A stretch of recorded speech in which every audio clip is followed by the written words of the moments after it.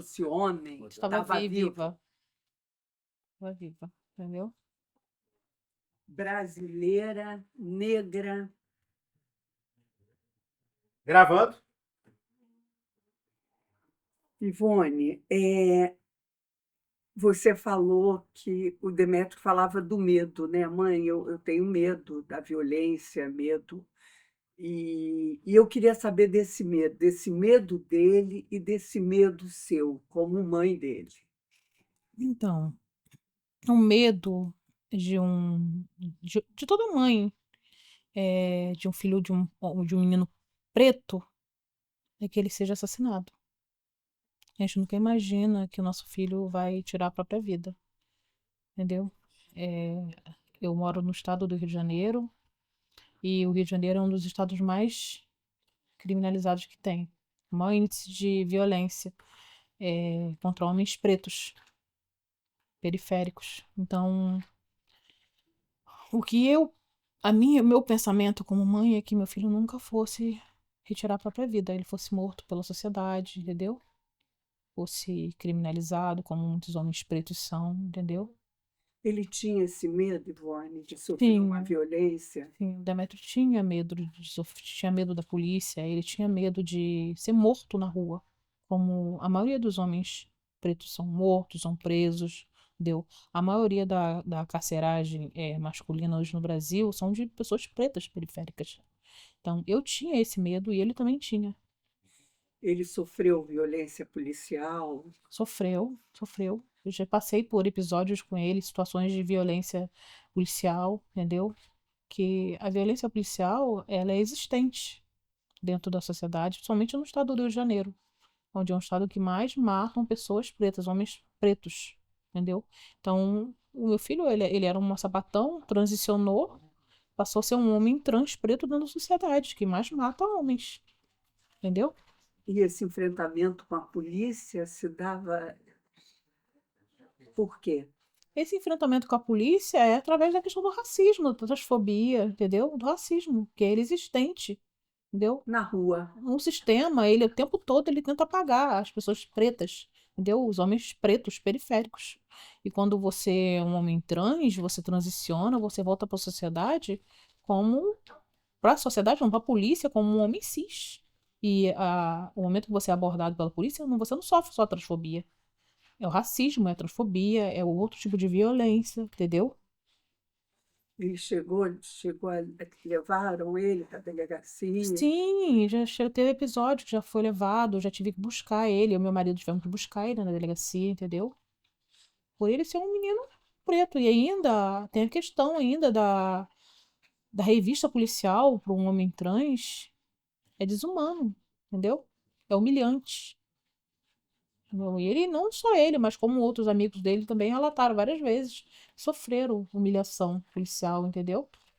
Na revista policial. Isso a gente vê todo dia, né, Todo Ivone? dia, a gente vê todo dia, Todo dia. entendeu? Ivone, me fale uma coisa. O Demétrio tentou contra a vida 3 vezes. Sim, 3 vezes. Uma vez perto da outra, ou ele. Teve espaços entre umas vezes e outras, entendeu? E, e essa última vez, você percebeu alguma coisa na semana, na véspera? Eu vinha percebendo já, isso já vinha acontecendo de longos anos, porque lidar com a depressão, o que acarreta a depressão, entendeu? Em homens, que o maior índice de depressão dentro do Brasil são de homens, entendeu? Somente quando se tratam, não sei se vocês já pesquisaram sobre isso, entendeu? São de homens pretos. Porque tem várias situações dentro da sociedade, desemprego, entendeu? Evasão escolar, questão da moradia, entendeu? Então, tudo isso são fatores que geram gatilhos, entendeu? Para a pessoa atentar contra a própria vida, entendeu? O meu filho não é só, não foi uma realidade. Tem outros meninos também que também são realidade. Estão vivendo isso, a violência do dia a dia, o descaso da sociedade, o descaso dos direitos civis de um cidadão, entendeu? Isso é diário, né? Sim, sim, entendeu? Falta de oportunidade, principalmente. Hoje nós estamos no mês de junho, entendeu? Que é o mês da visibilidade É, LGBT. E existem muitas empresas que dizem ser inclusivas, mas não são. É uma janela invisível, entendeu? Que a pessoa tem que pular por ela e ela nem existe. Vou passar por ela, né? Não é nem uma janela, é uma porta uma invisível. porta. Uma porta invisível, entendeu?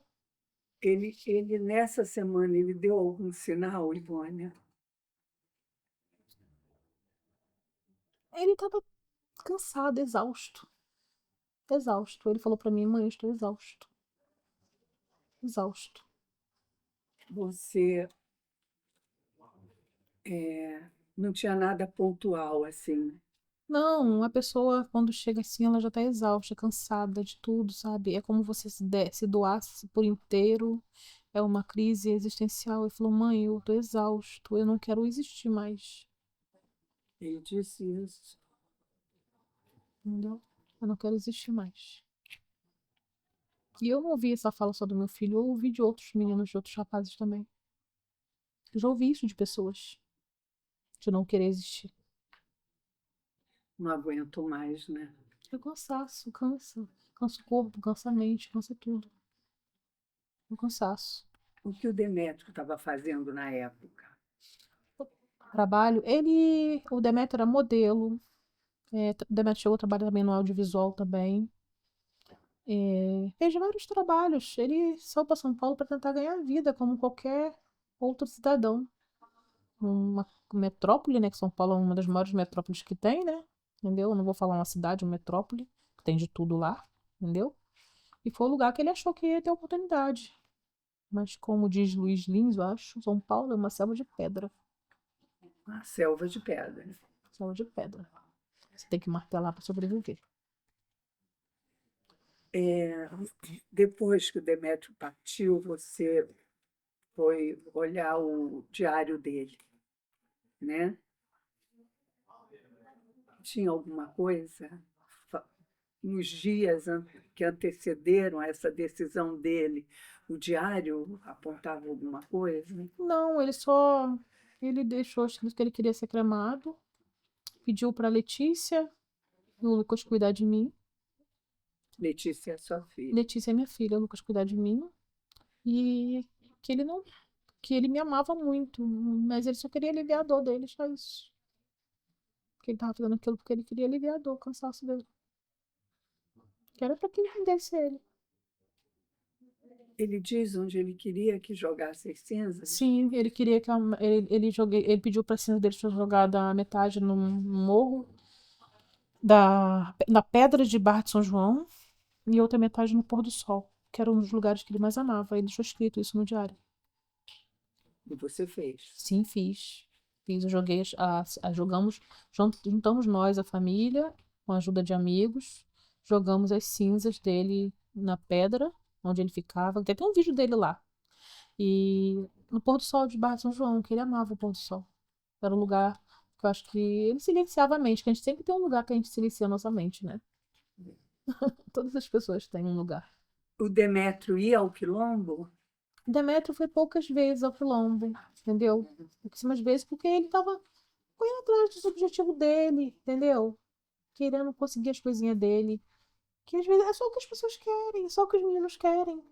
Ser independente, ser respeitado, como qualquer ser humano, entendeu? Como qualquer ser humano. Fala, mãe, eu só quero as minhas coisinhas, só quero as minhas coisas e viver a minha vida. Viver em paz. É o que todo ser humano quer. As pessoas não compreendem que a outra pessoa é um ser humano, é um indivíduo único. Somos corpos únicos. Entendeu? Por que que você resolveu enterrá-lo antes de ler o diário no Quilombo? Porque eu estava muito debilitada psicologicamente e eu não tive condições psicológicas para ler o diário dele. Não tive, eu não tinha acesso. O diário dele era uma coisa pessoal dele, entendeu? Depois que eu não estava em condições psicológicas, eu fui pegar para ler aquilo ali, entendeu? Se eu não me engano, foi depois de quase 2 anos que eu me dei conta, que eu fui ver aquilo ali que ele queria ser cremado, entendeu? Não tem, né? Quem resolveu tudo, os trâmites de enterro, tudo foram pessoas. Porque na hora que você perde um ente querido, você não tem condições psicológicas para nada. Até o atestado de óbito do meu filho declararam ele, entendeu? Como uma pessoa, um nome civil, entendeu? Nascimento, não declararam o nome social dele na certidão. Eu tive que retificar ele pós-morte. Além disso, Ivone, você viveu o trauma de localizar o Demétrio, o corpo do Sim, sim, Demétrio, no passei isso. quilombo. Foi, o que acontece? Ele foi enterrado no cemitério Quilombola. Lá, as covas são no chão, no barro, entendeu? E quando foi feito o enterro, o coveiro estava bem idoso já. Ele acabou falecendo, entendeu? Eu tinha colocado uma plaquinha, que lá você tem que sinalizar com uma plaquinha o local, entendeu? O coveiro novo que entrou no lugar do senhor que havia falecido, tirou a plaquinha do lugar. Eu passei o Dia das Mães, eu não vou esquecer isso nunca, dentro do cemitério, entendeu? Eu abri, foi 8 covas pra achar os restos mortais do meu filho. Mas eu achei, Oi, entendeu? 8 covas. Jogamos a cinza dele, foi no dia do aniversário dele, dia 20 de maio e como de você 2022. localizou, Ivone? Eu sabia as roupas que ele tava, tudo. Tem muitos lá do quilombo que são enterrados no cemitério Todos, lá. sim, todos os meus ancestrais estão lá. Todos. Todos. Minha avó, bisavó, tataravó, pentavó, tia, avó. Todos lá. Cemitério quilombola. Não entra outras pessoas a não ser as pessoas do quilombo. Entendeu? É Eu uma fiz terra questão. santa de Sim, sim. vocês. Eu fiz questão de levar ele pra lá porque os meus ancestrais estão lá, estavam lá, entendeu? Mas quando eu me dei conta que eu vi que ele queria ser cremado, ele falou, ele deixou, eu não quero ficar deitado no chão. Eu não quero ser deitado no chão, entendeu? E foi engraçado que quando eu fui tirar os restos mortais dele, o corpo dele, os restos mortais dele tava dentro da água. Em fundo da água, dentro do cemitério, e do nada, entendeu? Hum. Que é isso? Eu senti felicidade quando eu joguei cinza dele, porque eu senti liberdade, eu senti paz. Meu filho amava o mar. Eu amo o mar. Eu senti paz. Eu senti ele livre. Entendeu? Até hoje, quando eu olho pro mar assim, eu sinto ele livre. Ele tendo paz na vida dele. É o que ele queria, liberdade. Entendeu? Eu acho que depois eu entendi que a morte é só uma mudança. É só uma outra vida. Diz que a gente volta para nossa É casa. isso, é só voltar pra casa, entendeu? Isso aí, só voltar pra casa. Eu acredito que ele voltou pra casa. Entendeu? É doloroso viver sem ele? É. Mas hoje eu compreendo isso, que ele queria só liberdade, ele queria ser livre. Eu vi no Instagram do Demétrio que tem dois desenhos, de um homem e de uma mulher. Ele que fez aquele Aham, desenho, ele aqueles desenhava desenhos. muito. Ele desenhava muito. Ele gostava de desenhar. Ele fez até um autorretrato dele, entendeu? E ele tinha uma duas tatuagenzinha que ele desenhou no braço dele. Ele tinha. Ele tinha uma e a Isa tinha uma, que eram duas bucetas. Porque as pessoas perguntavam pra ele, quando ele olhava, que ele perguntava, o que é isso no seu braço? Ele, é buceta. Eu sou um homem de buceta. Eu sou um boy seta. E esses desenhos, ele diz isso, nesses Isso, desenhos. eles são boiceta, porque é um homem transmasculino que tem vagina. Homens transmasculinos têm vagina, entendeu? Você tatuou também? Não, não, não tatuei, não. Não, só sua filha, né? Só meu filho. É, Ivone, o nome morto Você falando nome morto, nome civil da pessoa. é, é um nome morto, né? É um nome que eu leio e eles dizem isso, Sim, é o nome que você enterra, que não você existe enterra, mais. que você não Isso aí, usa mais. não usa mais. A mãe, como é que vive isso? Essa ruptura? A mudança da questão É, do nome. O Demétrio, ele escolheu o nome dele do Game of Thrones. Ele gostava muito daquela série do Game of Thrones. Tem a parte da Daenerys, que ela é queimada viva viva. e renasce de um dragão. Foi aquele dia que ele escolheu o nome dele. Veio de Demétrio, Daenerys, entendeu? Ele falou, eu vou renascer. Vai nascer outra pessoa. E foi aquele ali que ele escolheu o nome dele. Aí achei engraçado, ele falou pro Lucas ainda. Lucas, meu, a partir de hoje, não foi, Lucas? Meu nome é Demétrio, você vai me chamar de Demétrio. Entendeu? E você, como é que viveu isso? Eu tive muita dificuldade, porque você lida uma vida toda, você escolhe o nome civil do seu filho, entendeu? É, eu tive dificuldade, todo mundo teve dificuldade. A única pessoa que não teve dificuldade em casa foi o Lucas. O Lucas, quando o dia que o Demetrio falou pra ele, ele chamou Demetrio o resto da vida. Nunca mudou, nunca, entendeu? Eu tive que me adaptar. Às vezes eu errava, às vezes eu ia lá me corrigia, pedir desculpa, entendeu? E foi indo até eu me acostumar. O, a mãe sente saudade Do nome civil? do nome civil, Não, da figura não, que era? não, não. Meu filho é belo, é lindo, era lindo, entendeu? Ele era lindo antes da transição e depois da transição, mais lindo ainda. É como se eu falo que o processo de transição é como um casulo, entendeu? É um renascimento. É como você parir duas vezes, entendeu? E batiza duas Duas vezes. vezes. Batiza duas vezes, você pare duas vezes. Você pare um filho que nasce nenenzinho e você pare um filho já que é adulto, que você tem que se adequar, entendeu? Entender e compreender a mudança dele. E amar, continuar amando do mesmo jeito. Tem que amar, não tem pra onde correr, gente. As mães que não conseguem, a família que não consegue amar um filho, entendeu? Filho é filho, não tem pra onde correr. Independente de gênero, sexo, sexualidade, entendeu? Identidade de gênero, é filho, entendeu? Não tem como virar as costas para um filho. Quanto tempo faz que Demétrio? Fez 5 anos, dia 17 de maio agora desse ano. Fez 5 anos. Dia de luta contra a LGBTfobia. Dia de luta. Dia 17 de maio. Era noite ou era dia, Ivone? Era tarde, dia. Era De um dia de semana, dia de semana, foi o dia de luta contra a LGBTfobia. Foi o dia de semana. de tarde. Desculpe eu perguntar, mas como é que foi isso? Você estava em casa? Eu não tava em casa, eu saí. Eu tinha ido na casa da minha mãe, entendeu? E acabou acontecendo.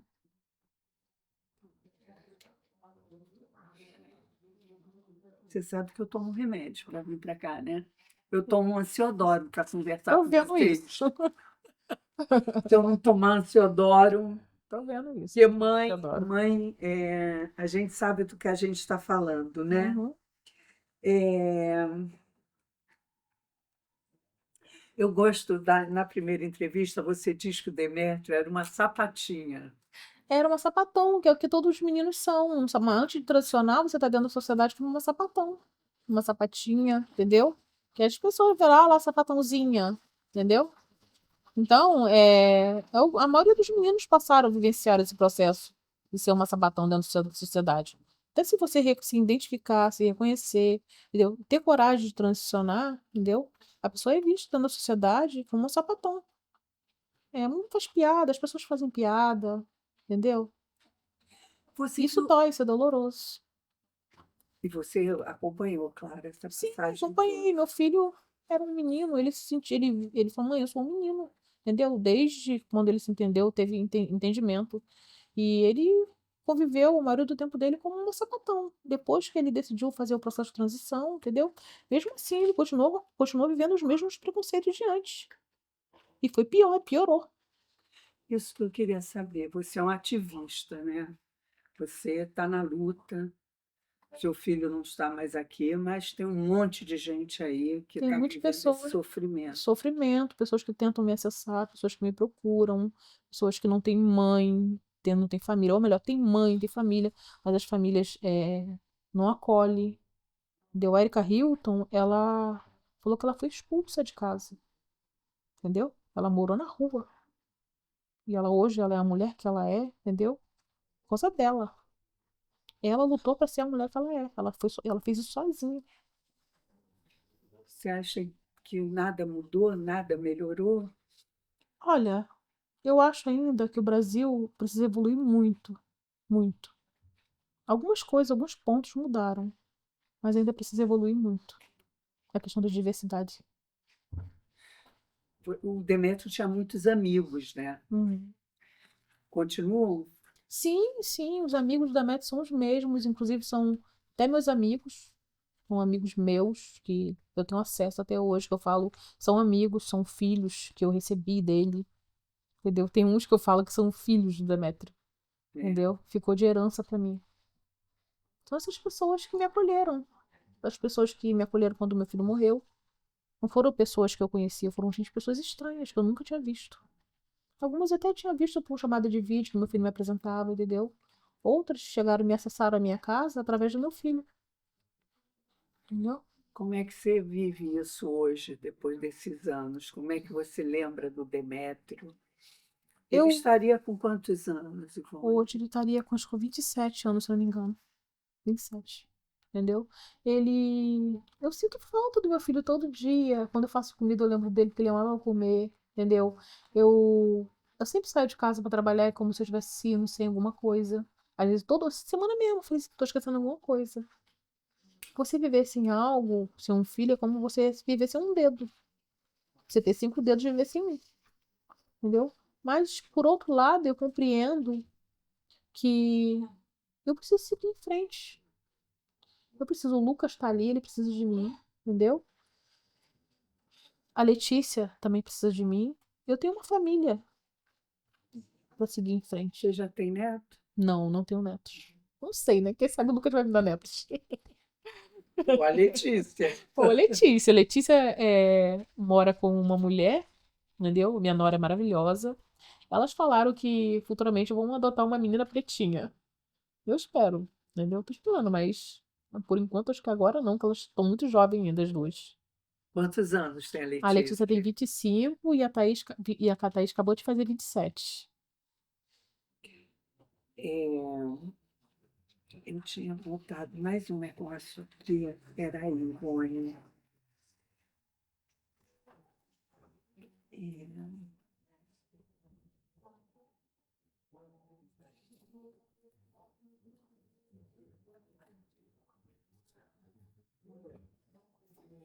é, eu acho que você que disse isso na outra entrevista, que entender a morte de um suicida é preciso entender como ele pensa. Sim, sim, entendeu? É, eu acho que todos nós, eu acho que a pessoa que tem sensibilidade consegue entender. Todos nós já pensamos nisso, entendeu? Todos nós pensamos. Não existe uma pessoa que não pensou em suicídio. Quando você pensa em suicídio, você entende o suicida. Ele só quer aliviar a dor dele, o cansaço, a crise existencial, entendeu? Só isso. Como você tá numa redoma e querer continuar ali, entendeu? Não sair pra nada. Não se cansar. Tá bem, Ivone. Você quer falar mais alguma coisa? Não, eu queria só falar que eu espero, eu tô com 47 anos, talvez as coisas não mudem, talvez mudem, mas eu espero que a sociedade venha a respeitar as pessoas LGBT, especialmente as pessoas trans, travesti, as mulheres trans, as travesti, entendeu? Os homens trans, transmasculinos, as pessoas intersexo, entendeu? É, tipo assim, as pessoas que são mais violentadas são as travestis pretas e os homens transmasculinos pretos, entendeu? Que o governo crie mais projetos sociais, entendeu? E leis, né? Leis, inclusão, entendeu? Tudo isso. Direito, como qualquer cidadão, porque pessoas LGBTs, pessoas trans, travestis, eles pagam impostos, como qualquer outra pessoa. Paga imposto, qualquer outra pessoa, entendeu? Se a pessoa paga imposto, ela tem direito como qualquer outra.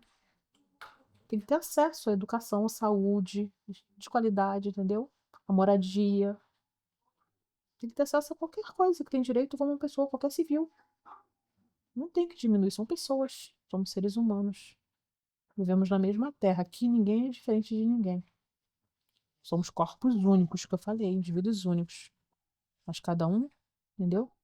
A sua vivência, cada um vivendo do seu jeito, da sua maneira. A gente não tem que interferir na vida do outro, porque o outro acha que o outro é diferente de ninguém.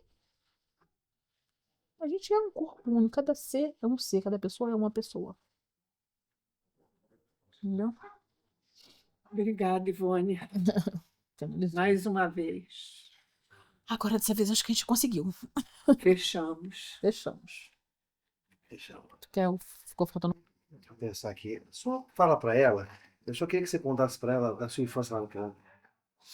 Ah, Você fala tá. das caminhadas, de quando foi o ônibus Sim. pifado. Então, Pode perguntar.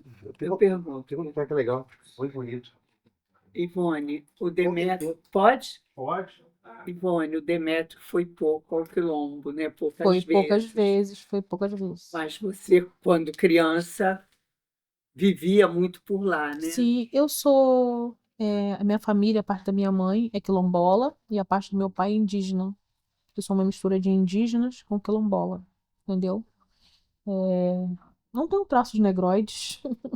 Se algumas pessoas perguntam, por que você não tem traços negroides? Talvez seja por causa da mistura de indígena com pessoa preta, entendeu? Mas meu filho era retinto, o Lucas também é retinto, entendeu?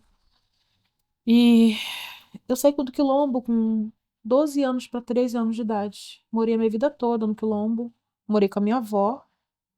Minha mãe se casou com 16 anos. Sofreu muita violência do meu pai.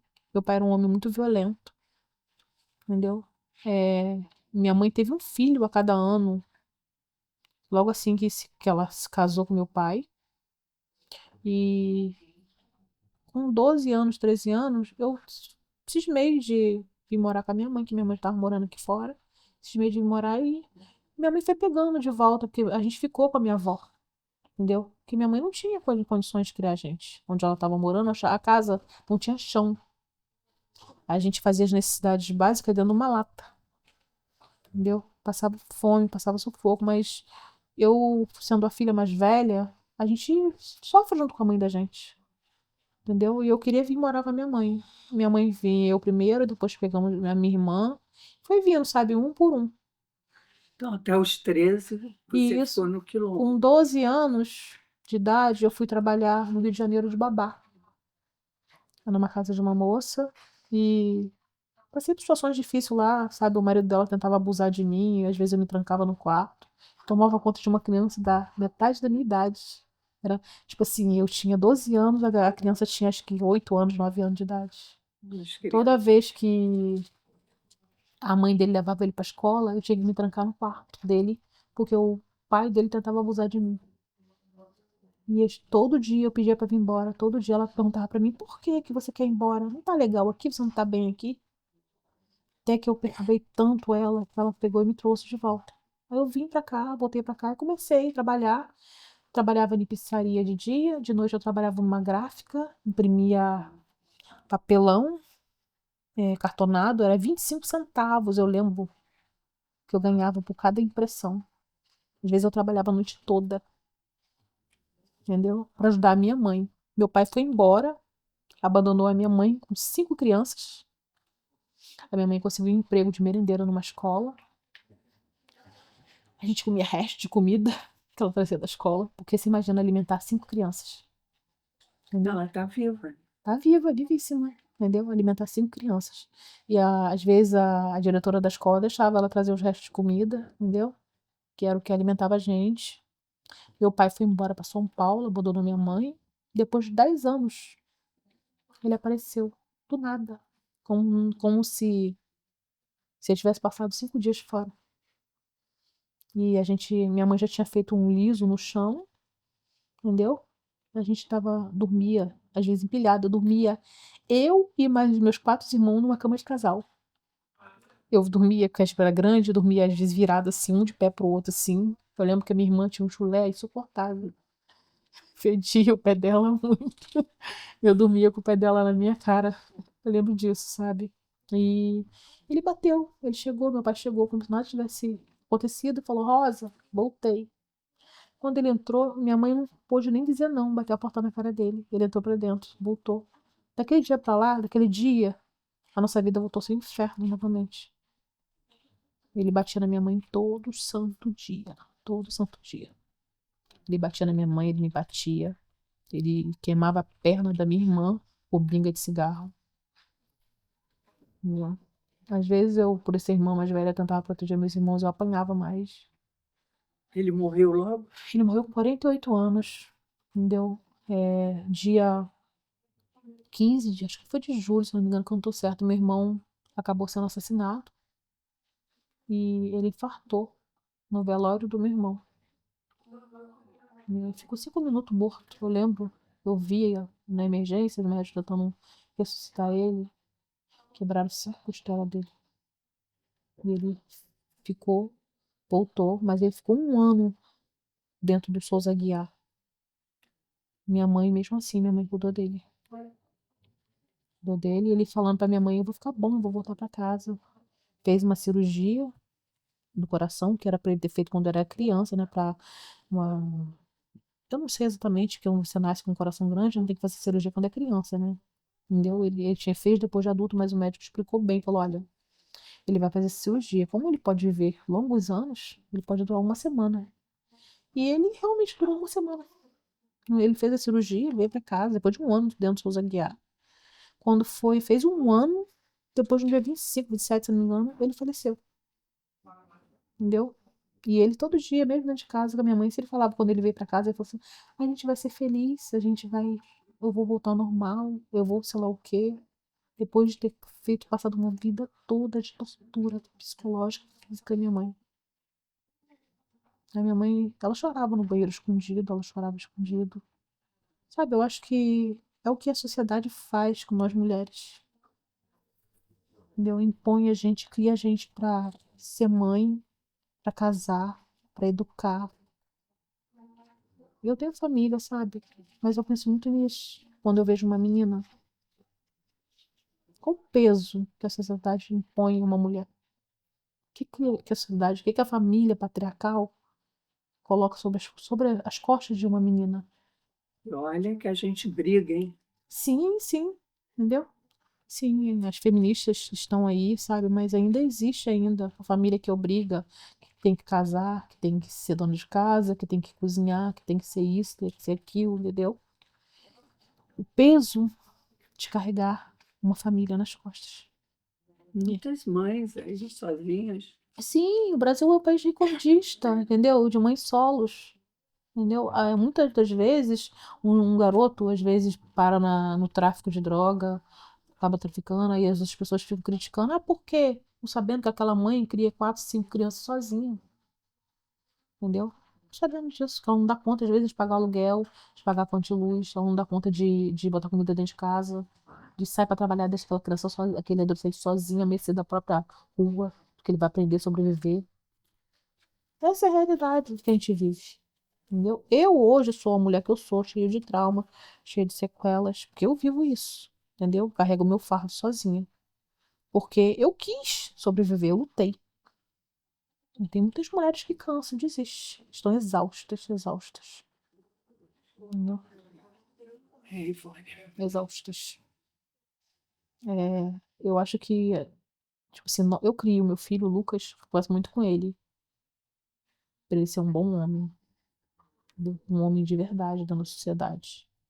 Fazer diferença na vida de uma outra mulher. Sendo ela cis ou não.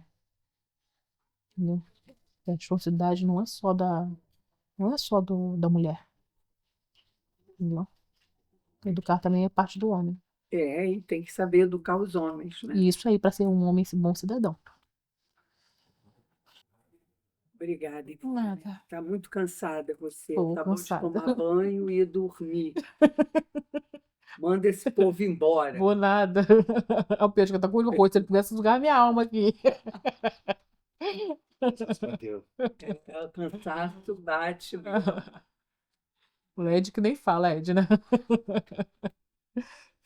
Gente. Feito. Feito. Bora. Sei.